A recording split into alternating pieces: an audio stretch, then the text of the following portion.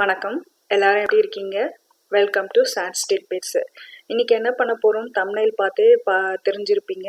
ஆமா, பலாப்பழ கேசரி பண்ண போறோம். கேசரி பண்றதுக்கு என்னென்ன பொருட்கள் தேவைன்னு இங்க லிஸ்ட் பண்ணியிருக்கேன். நீங்க அதை பார்த்து எடுத்து வச்சுக்கோங்க.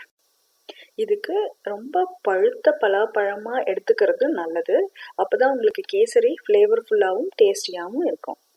இப்போ முதல்ல முந்திரி திராட்சையை வறுத்து எடுத்துக்கலாம். அதுக்கு ஒரு பேன் வச்சு ஒரு 1/2 டேபிள் ஸ்பூன் கிட்ட நெய் விட்டு முதல்ல முந்திரியை போட்டு கொஞ்சம் லைட்டாக வறுத்துக்குங்க. கொஞ்சம் லைட்டாக வறுப்பட்டதும் திராட்சையை ஆட் பண்ணி ரெண்டுத்தையும் நல்லா வறுத்து எடுத்து வச்சுக்கலாம். முந்திரி திராட்சையை எடுக்கும்போது நெய்யை ஃபில்டர் அவுட் பண்ணிட்டு எடுத்து வச்சுக்கோங்க.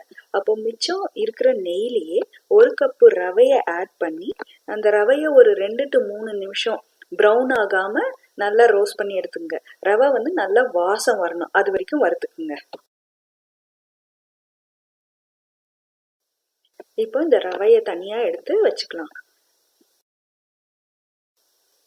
இப்போ கேசரி எந்த பாத்திரத்துல பண்ண போறோமோ அதே பாத்திரம் எடுத்து அதுல ரவை எந்த கப்ல அளந்தோமோ அந்த கப்புல 3 கப்பு தண்ணி அளந்து ஊத்திக்குங்க.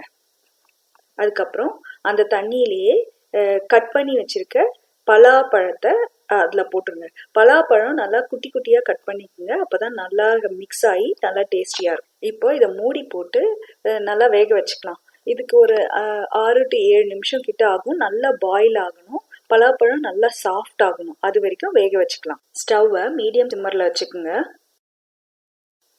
இப்போ எடுத்து வச்சிருக்க ரவையை கொஞ்சம் கொஞ்சமா ஆட் பண்ணி கட்டி இல்லாம மிக்ஸ் பண்ணிப்போம். இதை கிண்டிட்டே இருங்க. இந்த டைம்ல உங்களுக்கு கலர் வேணும்னா கலர் ஆட் பண்ணிக்கலாம். ஆனா நான் கலர் ஆட் பண்ணல, ஏன்னா எனக்கு கலர் ஆட் பண்றது பிடிக்காது. அப்படியே ரொம்ப கலர் வேணும்னு நினைச்சீங்கன்னா நீங்க மஞ்சள் பொடி போட்டுக்கலாம். கொஞ்சம் நல்லா நைஸ் மஞ்சள் கலர் வரும். மஞ்சளை முன்னாடியே தண்ணியிலேயே போட்டு பண்ணா கொஞ்சம் ஒரு மாதிரி ரொம்ப டார்க் ஆயிடும். அதனால என்ன பண்ணுங்கன்னா ஒரு கப்புல கொஞ்சமா மஞ்சள் எடுத்து தண்ணி ஊற்றி மிக்ஸ் பண்ணி இந்த ரவையோட போட்டிங்கன்னா ஒரு லைட் மஞ்சள் கலர் வரும். ஸோ அந்த கலர் பலாப்பழத்துக்கு ரொம்ப மேட்சிங்கா ரொம்பவே நல்லா கொடுக்கும். ஸோ கூடுமான வரைக்கும் ஆர்டிஃபிஷியல் கலர் யூஸ் பண்றதை அவாய்ட் பண்றது ரொம்பவே நல்லது. இந்த ஸ்டேஜில் ஒரு சிட்டிகை உப்பையும் ஆட் பண்ணிக்கோங்க. ஆட் பண்ணிட்டு நல்லா மிக்ஸ் பண்ணிட்டு நல்லா சிம்மர்ல வச்சு மூடி போட்டு ஒரு 5 to 6 நிமிஷம் இந்த ரவையை வேக வச்சுக்கலாம். 5 நிமிஷம் ஆயிடுச்சு. இப்போ ஓபன் பண்ணி பார்க்கலாம். ஓபன் பண்ணி நல்லா அதை மிக்ஸ் பண்ணி விட்டுப்போம். கட்டி இருக்கா பார்த்து கட்டி இல்லாம மிக்ஸ் பண்ணிட்டு இந்த ஸ்டேஜ்ல சர்க்கரை ஆட் பண்ணிக்கலாம். சர்க்கரை நான் 1 கப்பு சர்க்கரை ஆட் பண்ண போறேன். உங்களுக்கு நிறைய ஸ்வீட் வேணும்னு நினைச்சீங்கன்னா 1.5 கப் சர்க்கரை வரைக்கும், இல்ல 1.25 கப் சர்க்கரை கூட போதும். கொஞ்சம் கொஞ்சமா சர்க்கரையை மிக்ஸ் பண்ணி சர்க்கரை கரையிற வரைக்கும் நல்லா மிக்ஸ் பண்ணி விட்டுக்குங்க. சர்க்கரை நல்லா கரையணும், கட்டி கட்டியா இருக்கக்கூடாது. நல்லா மிக்ஸ் பண்ணிக்குங்க. எவ்வளோக்கு எவ்வளோ மிக்ஸ் பண்றீங்களோ அவ்வளோ சீக்கிரம் சர்க்கரை கரையும். இது நல்லா கரைஞ்சி சர்க்கரை அப்படியே சர்க்கரையும் அந்த ரவையும் நல்லா மிக்ஸ் ஆகி வேகணும்.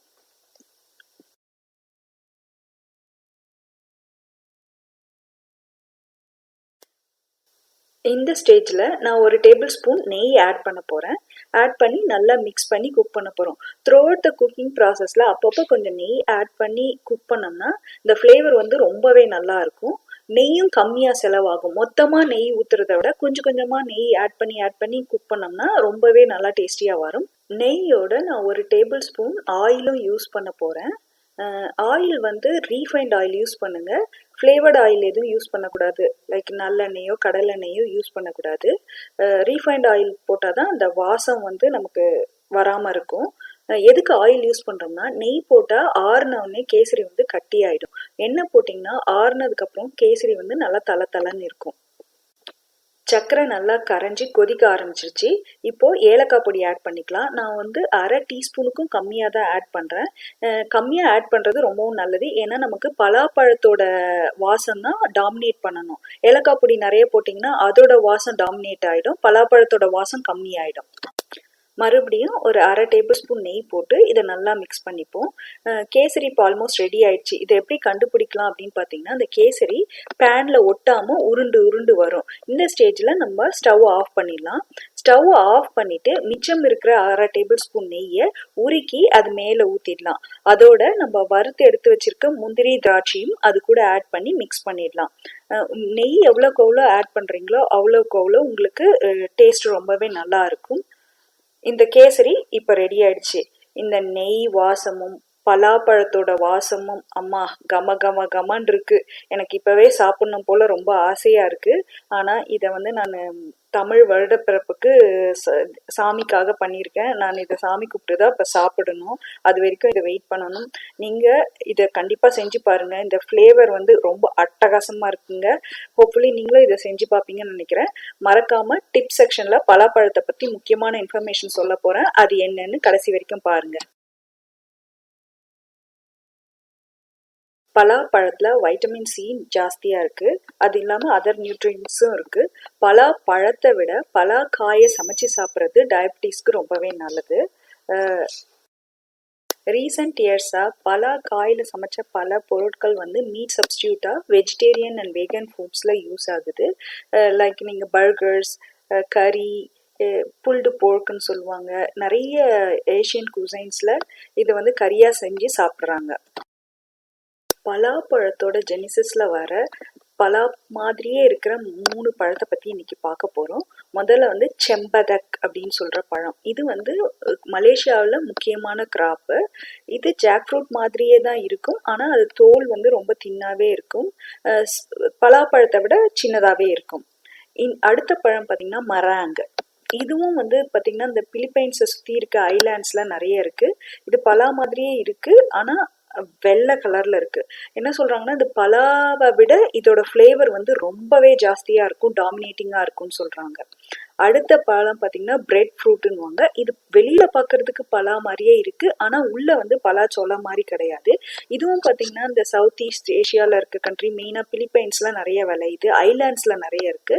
இதை மோஸ்ட்லி மக்கள் எப்படி யூஸ் பண்றாங்கன்னா, அங்க இருக்கவங்க எல்லாம் ஃப்ரை பண்ணி சிப்ஸ் மாதிரியும் நிறைய கறிக்கெல்லாம் பண்றாங்க. மோஸ்ட்லி ஃப்ரை பண்ணி நிறைய ஸ்ட்ரீட் சைட் ஃபுட்டா யூஸ் பண்றாங்க.